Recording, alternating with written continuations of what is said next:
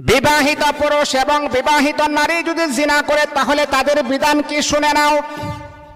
আরে আল্লাহ তাআলার বান্দা শোনো, নিজের ঘরে স্ত্রী থাকার পর যে পুরুষ অন্য নারীর প্রতি আকৃষ্ট হয়ে যায় এবং নিজের ঘরে স্বামী থাকার পরে যে নারী অন্য পুরুষের প্রতি আকৃষ্ট হয়ে যায়, যদি আপনারা জিনা করেন তাহলে আপনাদের বিধান কি হবে? আপনাদের বিধান কি হবে?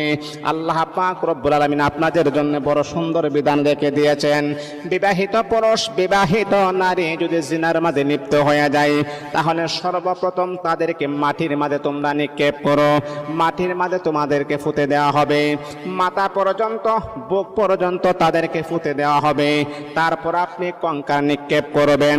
যতক্ষণ পর্যন্ত আল্লাহ তাআলার বান্দা বান্দির যতক্ষণ পর্যন্ত মরণ না হবে ততক্ষণ পর্যন্ত তাদেরকে আঘাত করে করে দুনিয়ার জমিন থেকে বিদায় করে দাও।